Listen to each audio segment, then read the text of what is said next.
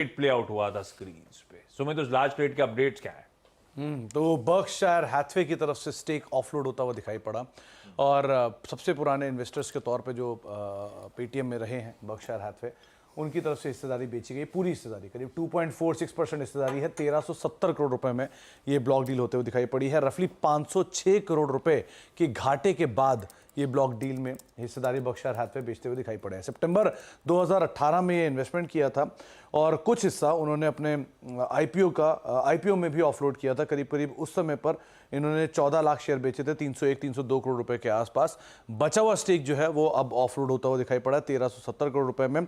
और घिसालो master fund और कोप्टल Mauritius investment, इन्होंने इस फंड के अंदर पार्टिसिपेट किया। दोनों ने करीब करीब 2% के आसपास की इक्विटी यहाँ पर खरीदते हुए दिखाई पड़े हैं। लेकिन 2018 से लेकर अब तक इतने बड़े समय के बावजूद भी पेटीएम के अंदर करीब करीब 506 करोड़ रुपए घाटे के बाद बर्कशायर हैथवे निकलता हुआ दिखाई पड़ा है। और ये इंटरेस्टिंग है कि पहला इन्वेस्टमेंट था बर्कशायर हैथवे का भारत में और उसमें बड़ा घाटा होता हुआ दिखाई पड़ा है।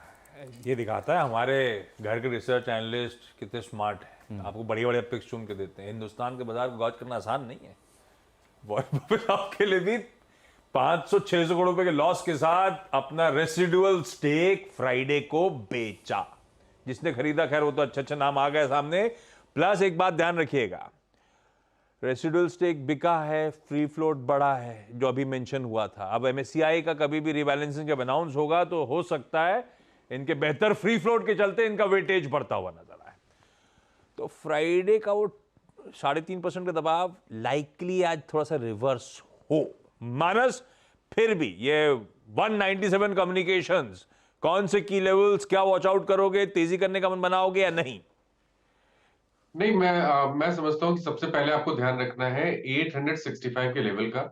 अगर 865 के नीचे पेटीएम जाए तब आपको निकलना पड़ेगा। इसलिए आपके पास पोजीशन है तो 865 का स्टॉप लॉस जरूर लगाइए। अभी तक का जो medium to long term chart है वो ठीक ठाक लगता है। ऐसा कंसोलिडेशन दिखता है लेकिन अंडरटोन बुलिश बना हुआ है। इसलिए मेरा समझना ये है कि आपको खरीदारी करनी है, लेकिन केवल ब्रेकआउट पे आप खरीदारी करेंगे। 925 रुपए के ऊपर निकलेगा तब खरीदारी करेंगे। उस केस में 875 के नीचे स्टॉप लॉस लगा के खरीदारी करिए और टारगेट आप 1050 का सेट कर सकते हैं, लेकिन केवल ब्रेकआउट के केस में ही खरीदारी करनी है।